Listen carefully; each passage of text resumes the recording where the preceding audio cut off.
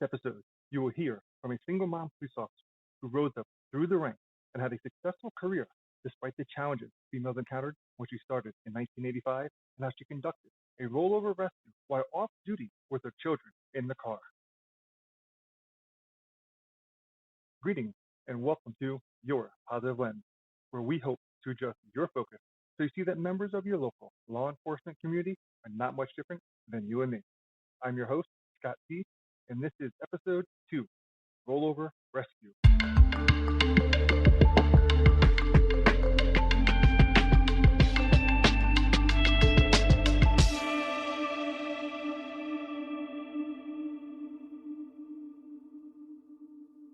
Thank you for joining us for this episode. Please remember to follow us on LinkedIn and Spotify and add your comments to let us know what you like, what we could do better, and how we can make your positive lens a better listening experience for you. Our featured guest today in the Getting to Know Your Local Leo segment has a long distinguished career in law enforcement. She's a third-generation police officer with 26 total years of service, originally retiring in 2008, only to return 2 years later to serve as part of the New Mexico Mounted Patrol and officially retiring in 2013. Please welcome to Your Positive Lens podcast, retired commander of the Albuquerque Police Department, Commander Marie Sisi Miranda. Hey, Scott, how you doing? I'm well. Yourself? I'm doing great. Thank you so much for doing this type of podcast. It's so great to see something being positive said about law enforcement. Lord knows we need it.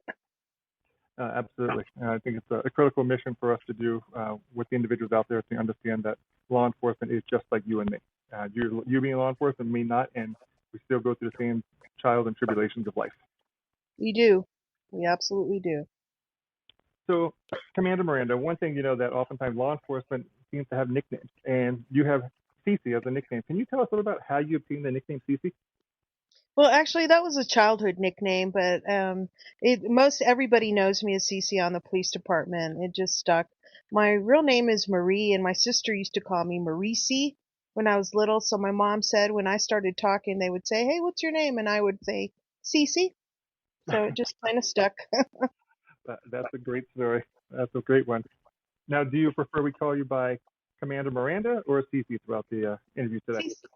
Sisi's great. You can call me Sisi. All right. So I understand now you are a third-generation police officer, but can you tell us a little bit more about the first and second generation that paved this path for you? And did you always know you wanted to be a police officer? Well, it's funny because I I always did know I wanted to wear a uniform. My grandfather was a captain in the Las Cruces Police Department, and he was also in the military. And then my dad was a police officer with the Albuquerque Police Department when I was born. And I just remember the first, 3, 4 years of my life, he was a motorcycle cop, being in uniform. And I just remember how exciting, hearing his motorcycle rev up into our house, how exciting it was that he was home and just him walking in. It was just like a huge figure in my life. And so I always admired that. And then when he took a job elsewhere and went into the FBI, we started traveling, and we always had military police, Marines around us. So the uniform was very visual to me. As a young child, I have pictures of myself with military hats on from the military police that guarded our bases in Panama, for instance. And so I always admired the uniform, and I knew I was going to wear a uniform when I grew up. I just didn't know it was going to be a police uniform. Kind of did, but not absolutely, because I was torn between the military as well. Which law enforcement and military do certainly have some similarities between them. Absolutely. But that has to be, like you said, just the sound of a motorcycle, can invigorate memories. I'm sure even today sometimes you'll hear a motorcycle or you'll see a motorcycle, patrol officer going by, and probably brings back instant positive memories of your childhood with your father. Exactly, it does. That is great. So, one of the things with law enforcement, there's a lot of things that you've accomplished in your years. But if you were to say over your 26 plus years, what is your greatest professional accomplishment? It came as a roundabout way, honestly. I think the greatest accomplishment was that I got recognized, and I got inducted into the New Mexico Women's Hall of Fame. just for the battles that I fought as a female on the police department. I had a lot of challenges. Of course, in 1986, when I joined the police department, it was a much different police department than it is now. Now you have your percentages of women is a lot higher, but back then it was between 9 and 10% females on the police force. So I fought my way, I guess to say, to the top, or almost to the top, by a lot of hard work. I went back to school. I got a master's degree while I was a police officer. And so it was just a lot of struggle and firsts for everything for me. So I had received a lot of awards for instance, I started the Family Abuse and Training Stalking Team, which focused on victims of domestic violence and really coming down hard on stalkers because we know that stalkers sometimes it ends up in tragedy. And I saw a gap there that really nothing was being done for women that were being stalked. It was like, okay, so well, he didn't beat you up, but not yet, but he's going to. So that unit is still in existence today. And because of that trend and really focusing on victims of domestic violence just exploded around that time. And we have the Family Advocacy Center started getting funded. We started getting the Stop Coalition. So there was a lot of federal funding that came in around the same time. So it was really exciting to get involved in that on the bottom floor of that. And I think that probably was the biggest accomplishment, um, at the police department that I had. That's amazing too. And it's not just an accomplishment in the moment you did it, but you've actually indirectly created a legacy for yourself. So even if they don't know that your name's attached to it, here all these years later, you know that you had your fingerprints on starting that. And so you not only help pave a path for women going to law enforcement, where those numbers are much higher than 9% now, but Yeah. you've also created a pathway for victims to be able to be there. And so you've served it, you paved the path for law enforcement, and you paved the path for the women who need assistance from stalkers and domestic abusers. That's true. Yeah. And I also had some labor issues as well, Scott. I ended up suing the police department on a pregnancy discrimination case because when I was a detective, I became pregnant and they wanted me to leave my position in violent crimes. I didn't want to leave, because I'd worked hard to get there. Absolutely. And they ended up transferring me out into a records position. And I I got an attorney because I knew it was wrong, and I won. I was very successful, and because of that lawsuit, they really changed the policy on how they treat pregnant women in law enforcement, not just in my department, but statewide. I had calls from women, and I still get calls from women about that are having issues surrounding the Family Medical Leave Act and so forth with the way that they are treated at their departments. Not so much anymore, but it was a pretty big thing because more and more women are starting or were just starting to join the police department, and like these departments really didn't know what to do with us because they didn't want us naturally having contact with offenders, but you can still do desk jobs that are um productive and in the investigative area without having offender contact. And I was able to show that, and because of that, I think they changed. Well, I know they did. They had to. They changed the policy because I was successful in my federal lawsuit against them. So I was a fighter. I mean, I had to be a fighter the whole time I was there in the police department. I fought not just from the outside, but from the inside too. It felt like at times, but I always remembered that, hey, I'm there for a reason and I want to serve. Like I have a public servant heart, and I always have. And people that go into law enforcement, they're there mostly for that reason because they want to help people and they want to make a difference. And so it's very rewarding. And I can't tell you, almost the entire 26 years, I couldn't wait to get up and go to work the next morning. There was very few times when I called in. They would have to send me home sometimes. I would work overtime and they would say, well, you're too much overtime. You need to go home. But there was always something to be done. Always. So it was never boring. There were times when it was slow, but if you let it, it can be very boring, but you always find something to do. And that's what I loved about it. It was just so diverse and so many different things happening, and you got to see a side of life that most people don't. You get exposed to a lot. A lot of it's sad. You see a lot of hard, really hard, sad things. So, but it was a great, great career. And I think what you mentioned, that's a misconception individuals have with law enforcement, that they're out there just to arrest people. They're out there just to catch the bad guy. They're out there just to do all these things that people think of as the stereotypical role in law enforcement. But the key element you said is you go in for an act of service. You're serving the community, and it's not just about doing bad, apprehending bad people. It's serving the community to protect them from all different aspects of involvement. So, and it starts with service. If you don't believe in service, you probably can't be the most effective police officer. Absolutely, absolutely. You have to have that kind. Like I call it a public servant heart because some people have it or you don't. Just like nurses, some people have that or they don't. That's okay because there are positions for everybody. In every walks of life for everything. You just have to find what makes you happy. And, like I said, law enforcement was an exciting career.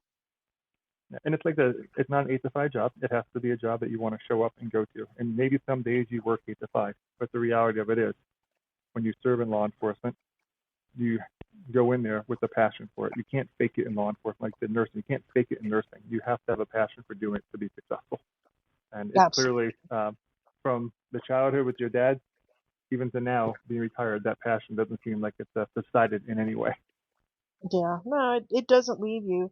It never does. I mean, even now that I'm retired, your mindset's always in that game because you just have so much training that you notice things. And sometimes I see people driving and doing things and man, do I want to get out and say something, but you can't. You gotta let the uniforms handle it and call it in or something.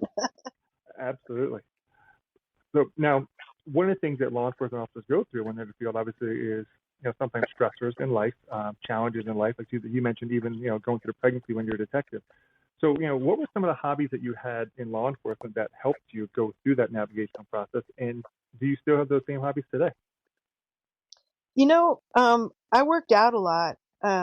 I did some kickboxing. I worked out a lot. I think that was my stress reliever.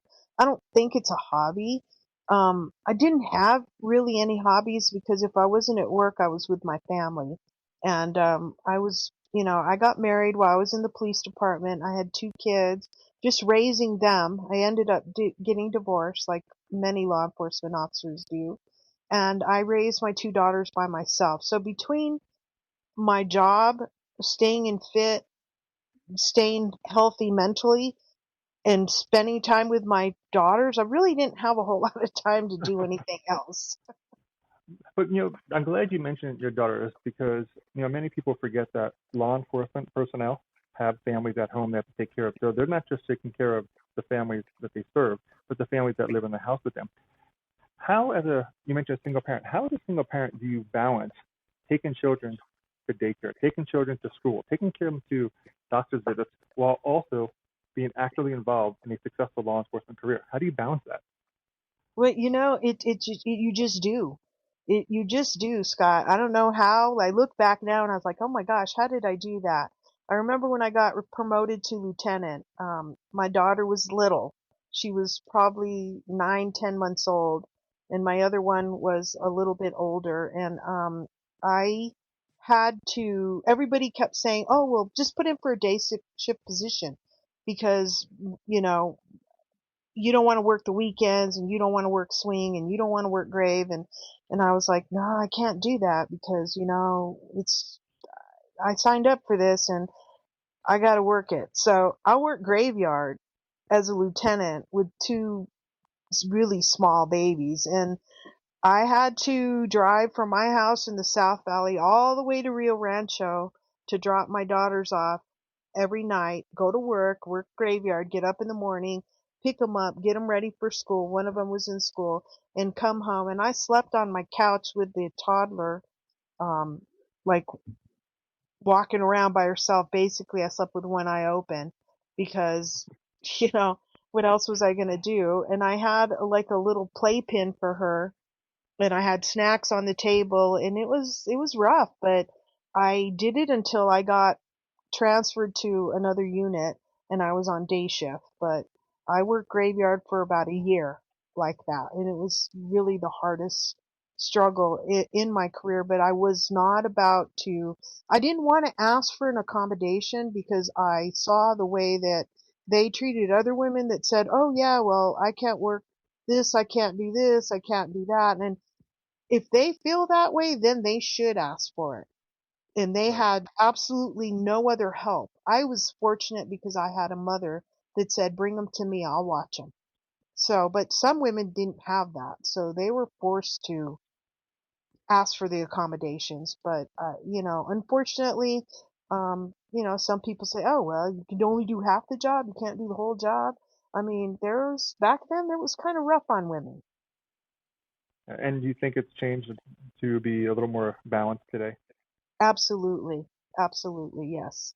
Yes. That's great Because to hear. I think everybody realizes the balance that having women on the force bring and the different talents and points of view and expertise in just being a woman and being able to talk to other women, being able to talk to victims. I mean, it still goes on. There are some victims that don't want to talk to a man. There are some men that offenders that don't want to talk to a female. So it's nice to be able to have a lot of different types of personnel to manage whatever situation you're in. So there's nothing wrong with that. If a victim says, yeah, I'd rather talk to a woman, okay, well, let's find one. Or a man that doesn't respect women because they're not going to. Some of them sex offenders, they just flat out tell you, I'm not talking to her. And you're like, okay, well, I'm not talking to you either. So we'll find somebody who'll talk to them. So, you have to be flexible because what do you want? You want to get the answers and you want to make the arrest. So you can't take it personally. Yeah, and that is very true because in the end of the day, it's to complete the mission of what you're out there for, and you have to set aside what people's differences are about you for basically the greater good of taking care of what needs to be done as a law enforcement officer. And if there's a criminal who committed a heinous act against man, woman, or child, in the end of the day, we want to be behind bars. Yeah, we want him to confess to somebody who he can relate to. That's okay. Yep. That's fine with me. Perfectly fine with me. So I think it's safe to say when someone says law enforcement officers don't really understand what we go through, the sacrifices you mentioned about the two younger children, two young daughters, driving back and forth on the south side of the Rio Rancho in a graveyard shift, you understand what it's like, and that's one of those relatable things that we talk about, that law enforcement officers are just like members of the community. Those sacrifices, those challenges exist on both sides of that fence.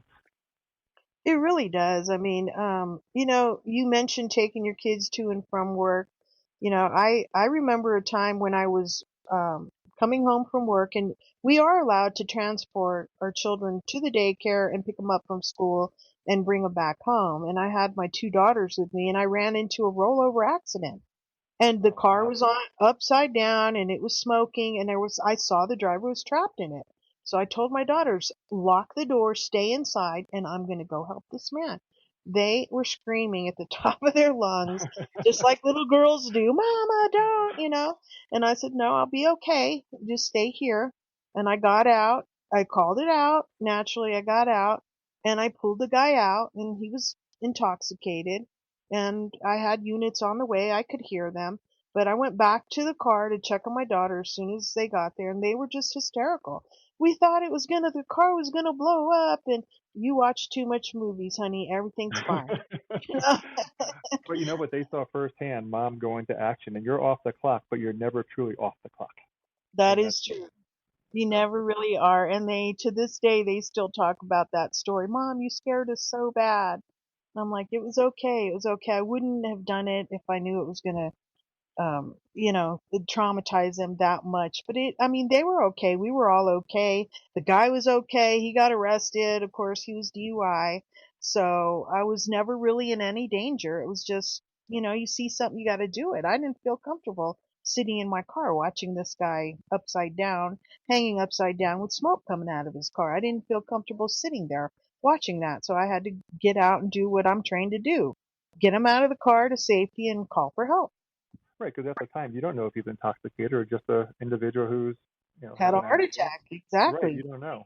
So Happened. that's that service mentality you mentioned earlier. You were there to serve, and you went and Yep. served a member of the community, absent of all any prejudice against it. Like if he needed my help, I went and helped him out. Yep. And That's about that's it. it.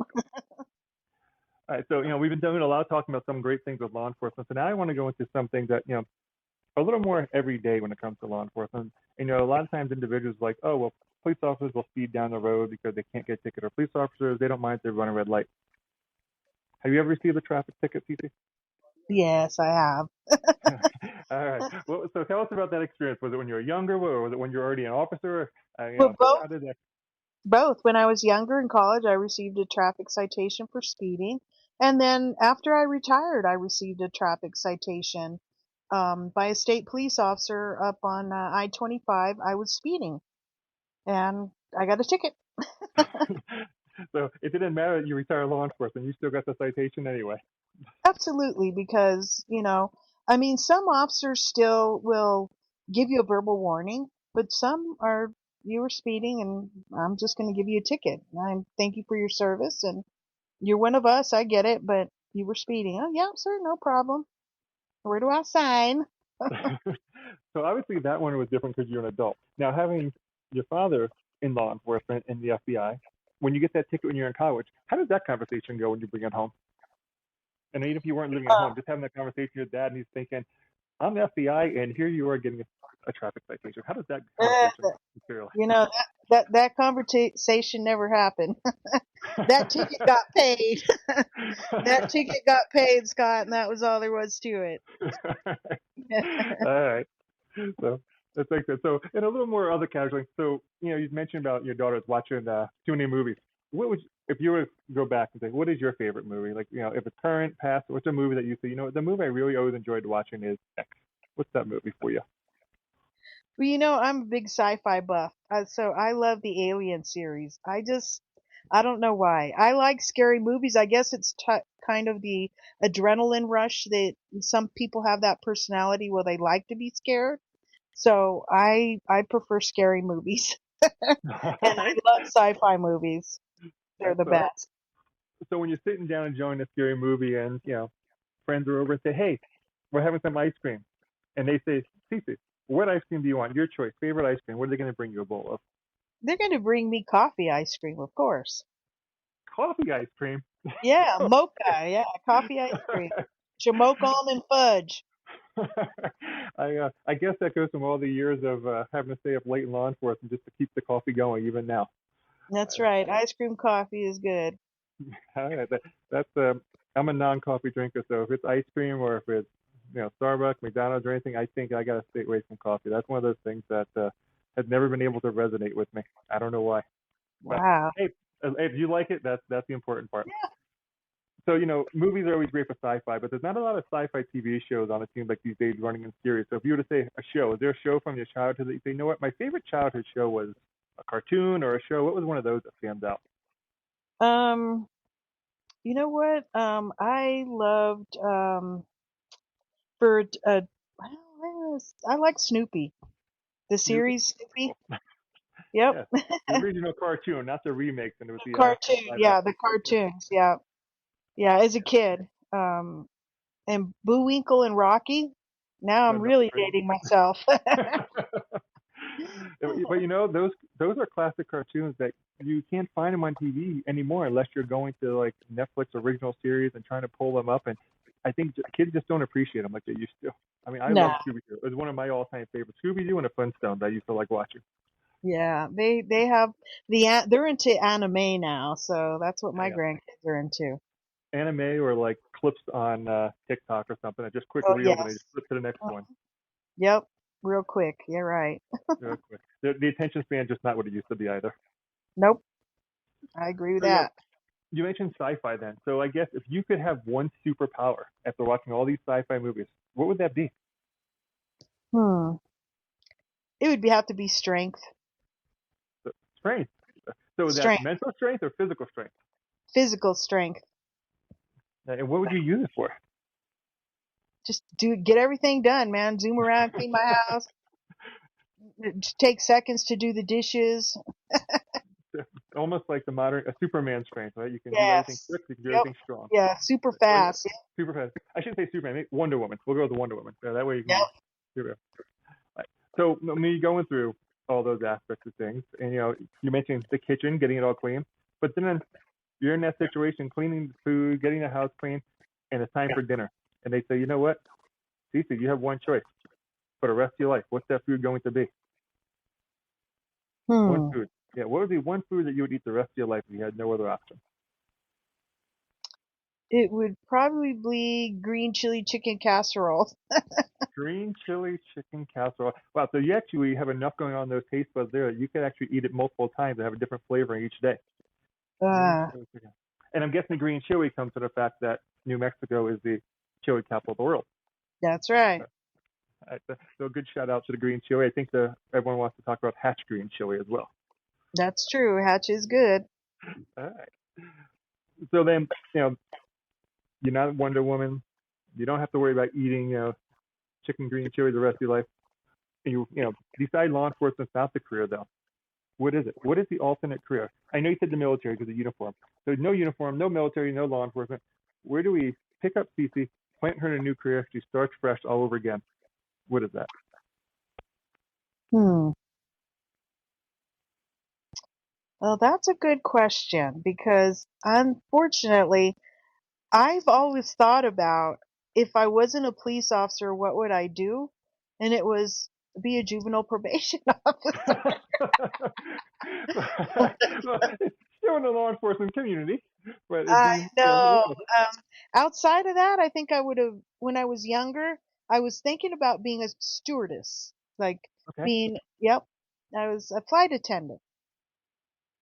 So you could travel the world. That's right. Yep, Yep. And make sure you get those long stayovers when you go to a destination you like, so you get the weekend trip out of it and on the flight back. So, absolutely. which is here it again. But you think about it, what do flight attendants have in common with law enforcement is it's back to uniform. They all have a structured uniform, so you're still not letting go of it. Right, you're right. And I'm still serving people. And you are exactly, Oh, without a God. doubt. So Yep, and one of the things there, obviously you've had a lot of things going on in law enforcement, and you had great role models in your late grandfather and your late father. And many times that we get words of wisdom through various different areas. But if you were to share with individuals listening the best piece of personal advice you ever received, what would that advice be you'd like to share with people that you received that you think others might learn from and benefit from? it's funny because I had a sergeant, and he was a Vietnam veteran, and he was old school police officer, and he always used to tell me whenever he would find out that somebody got roughed up, maybe from somebody in our squad, he was always say, "Signs, that guy, that could have been your grandmother. Would you have treated your grandmother like that?" I was like, Interesting. "No, no, sir, no, sir." So he always like made us think in those terms, like just real common place terms like that. Like if we did made a decision that he thought was wrong, he would always bring it back down to very down to earth home, real life stuff. And he always would tell us that. Is that how you would treat your grandmother? What if somebody did that to your mother? What if that guy was your father? That guy has a mother that loves him. Yeah, he would always point that out to us, and it was like, because we would, complain, oh man, that guy was so gross. He was throwing up in my car. He messed his pants in my car. He was disgusting. Some even people would call him, yeah, he was a maggot. Some, just the things that you say about people when they're in their worst place of Right. their life. And he would always remind us, wow, somebody loves him. That guy has a mother. What if that was your mother? What if that was your brother? What if that was, he would always remind us of that. And it really, it was useful to me because I had not thought about it like that. And So that's not just in law enforcement, and that's anything that you do in life, right? When you that whole expression, "Don't judge a book by its cover." You don't know who you're interacting with, who you're taking care of, but yeah, they are still a member of somebody's family. exactly. That's exactly what his point was. Somebody loved that person. It don't matter what we think about him. Doesn't matter one bit because somebody loved that person. Yeah, that's a great message, and I wonder how much that's shared today. Because it's such a simple thought process Mm-hmm. that probably slips most people's minds. Because in the moment of getting things done quickly, we sometimes lose focus on what really is the meaning behind it, and Yeah, that's that's that's true. unique. That's unique. Well, and then a lot of people also have this idea that you know law enforcement, like you said, they may say things about somebody, or they may do things differently than everybody else, even though they are just like you and me. But what is something that you think that people would not expect of a law enforcement officer that you enjoy, something you enjoy doing, something you've done in your past, that you say, there's no way a police officer would do that. There's no way that's not something they would ever get involved in having fun with, or what's something that you would say is cheesy, corny, or something that just people would not ever expect from an officer? I think everybody that's been a police officer can say this for a fact. They reached in their pocket and bought somebody something, food, or taking them something. I remember one of my old sergeants too, when I was a rookie, he used to do a turkey drive. So every Thanksgiving, and it was such a cool thing to be part of that because we would put the baskets together and we would use laundry baskets, literally those plastic laundry baskets, Yeah, put turkey in it with all kinds of food, canned food, and then we'd go deliver it to people in the neighborhood that were in need. And that was always such a cool thing to do. I really enjoyed doing that. Now, that's not something I came up with on my own, but it was something that I really was glad I got to be a part of. But on my own, I have bought pizza for homeless people. I have bought food for homeless people. I have taken sandwiches to people that I know are on the street as a police officer. and So that's really awesome. That's really amazing. yeah, I think a lot of officers do that, and they never share it or tell anybody about it. And those are things, like you said, that people wouldn't know because officers don't brag about it. They don't gloat about it. That's just something that they do from the goodness of the heart while they're out there serving the community and they see somebody in need and they help them and then continue on with doing everything they do. But that doesn't make the news. Nobody even is aware of those positive actions that are being taken by law enforcement in that capacity. Especially when there's kids involved. Forget about it. Yeah, that's probably, like you said, that's the most gut wrenching part. And you've seen things, I'm sure, that no one would even want to see. That's unthinkable to see, and that involves children. And when you're providing support and help for them, like that, if you see a homeless person on the street and there's young children with them, that's, that's hard to drive past and not want to react to it. Yeah, it is so true. So sticking with some of the law enforcement pieces of it, you mentioned things were different in the past than they are now, and you gave us a great perspective on that. How, especially for you as a female going into law enforcement, and there's a lot of talk now about community policing, and there's always been talk about community policing, but it seems it's becoming more and more apparent of the need for it and how it's taking shape with people getting involved, law enforcement involved, getting in activities. So if you were to go back and describe how community policing was approached during your career compared to how it is now, like what have you seen those differences and what changes have you seen from community policing originally? Um, well, when I was a police officer, a lot of the community policing was really just um, officers that were attached to their community. Like your little area where you were assigned, you had a district, and your beat, you knew everybody in your beat. Like you knew who the bad guys were, you knew who the good guys were, you knew who you could get information from because you would patrol it and you would talk to people. And now people move around so much that I don't see how that is possible because especially when you have apartment complexes in your beat, um, back when I was a patrol officer, the movement, there was still people moving around a lot, but not to the extent like there is now. We have become a very mobile society. So I don't know how they practice that level of community policing anymore without, because you're having people constantly move in and out of your neighborhood over and over again. And we used to get assigned to an area for 6 months to a year. And that was part of the community policing program so that you got to know the kind of problems that were in your area and your little beat. You got to know the people. You got to know what the quality of life issues were. And you attended neighborhood watch meetings and go to the park and hang out with people at the park and talk to people.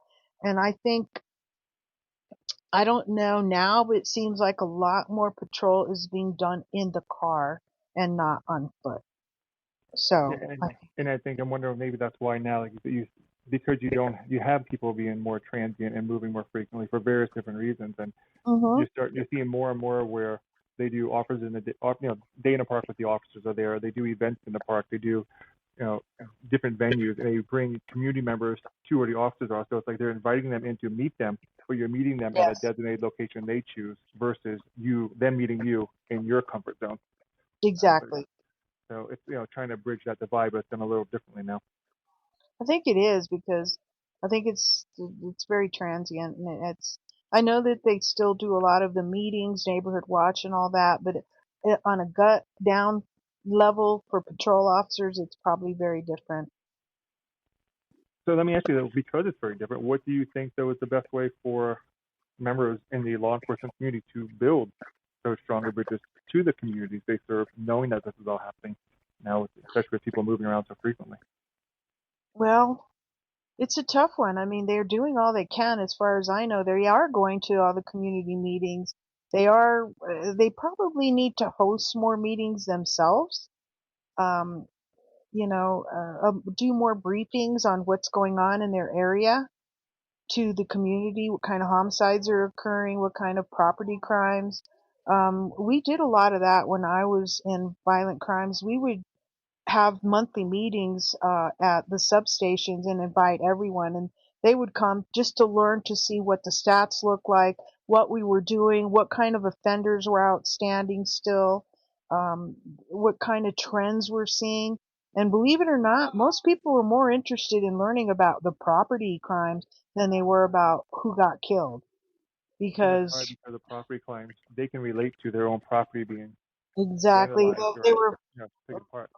much broader victim base in property crimes than violent crimes. So a lot of them would be, and then they shared a lot of good intel with us as well. And I think one of the things that's probably different now versus then, and this is where technology hurts us, the reliance of we put these updates on our website. You can go to our website, look at the press releases, but that doesn't captivate the people the same way. They don't get that drawn in connection and that safety of saying, hey, I'm with the law enforcement officers. I'm building that community feel. They're sharing this information with me. So what Yeah, they're reading online is more static. But when they're at the department, it feels more natural, like being in the classroom versus online. It's just that feel for the individual showing up. And then if they feel exactly. comfortable going into a police station, now if they have to report a crime, they feel more comfortable walking through those doors. It's not so intimidating anymore because they have familiarity with the place. Yeah, and not only that, they get to know the officers that work there, and they get their phone numbers. And you call them for different things and invite us to different meetings and that kind of thing. So I think it was very successful when we were doing it. I don't know if they're doing it anymore, but we would host monthly meetings at the substations and go over all the property crimes, all the violent crimes, and so forth. And people liked it. And they would get to know other people that live in the community, and it's kind of a great networking opportunity. Yeah, I think that would be the thing too. The networking is key because our neighbors are just as important to our safety than the next one, right? Because neighbors are the first watch when they're in the neighborhood. I mean, we know Yeah, that all the neighborhood associations, all the cameras that people have on their doors now, they turn that footage over to law enforcement, right? So you're looking out for your neighbor, and it's starting right there in the police department at the station. You realize you're on the same team. Neighbors are on the same team helping prevent crime from happening. yeah, So I think I already know, your answer to this question, but I'm still going to ask it anyway. If you had to pursue a career in law enforcement all over again, would you still do it? absolutely. Yes. Now, would you do anything different though? Um, Probably not. Probably not. I had a good career, and I mean, I had my ups and downs, but I think I'd just love it the same. All right. I didn't expect you to change anything on that one. I think it was very apparent from the beginning of this conversation how much you have loved the field from day one. But and one thing I want to ask you though is because individuals listening to podcasts Yeah. are going to be learning different things, and they will be hearing about you. But their safety is paramount. So if you were to share what is one safety tip that you think all individuals in the community should practice, what would that Yes, safety tip be? yes. I think it has to do with the where you park.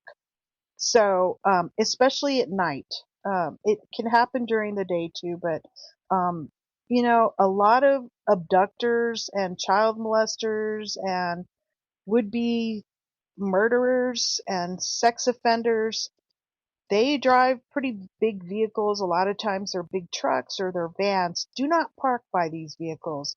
And if you walk out from a store and there's a parking lot full that's empty and you are the only car parked there and all of a sudden a van pulls in and parks by you, don't walk out by yourself. Yeah, that's a very valid point there. And that's, being aware, I guess, right? Knowing where you're parking and being aware of your surroundings that comes together with that. Because some people will be walking out the door looking down at their phone, and by the time they realize there's one van parked next to them, they're at their car at the mercy of a possible perpetrator. Not just that, you're vulnerable when you're loading your groceries and people will steal your purse right out of your basket or they'll steal your groceries. I mean, it's just terrible anymore. The crime that occurs. You just have to be careful. Be attention to where you park. That's a great tip. I think it's one that most people probably don't think about. They think about, I don't want to park next to the car that's going to scratch my car, but not thinking about, I need to park my car next to someone who's not going to do anything to me. So Yeah, shifting that right. mindset. Yep. Well, Cece, this has been a great conversation. I thoroughly enjoyed it. We truly appreciate you taking the time to be a guest on the podcast today, and grateful really for your 26 years of service to law enforcement community, particularly Albuquerque, New Mexico, where you served as well.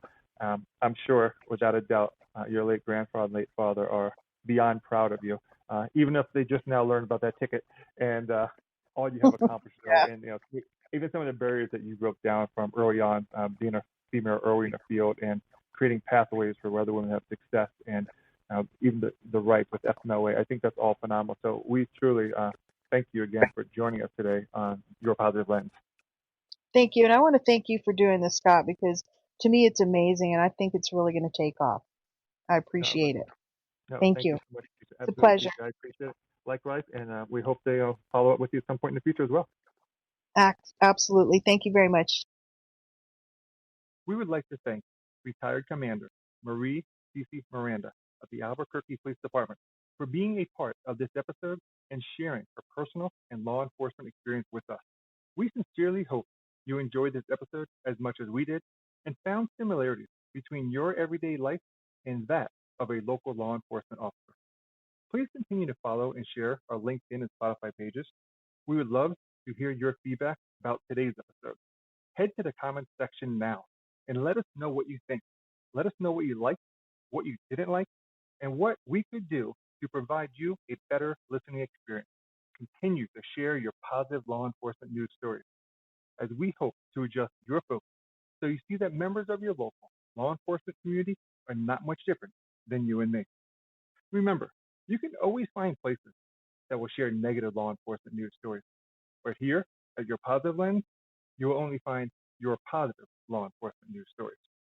Once again, I'm your host, Scott T. Thanks for listening, and we'll capture you on your next Positive Lens.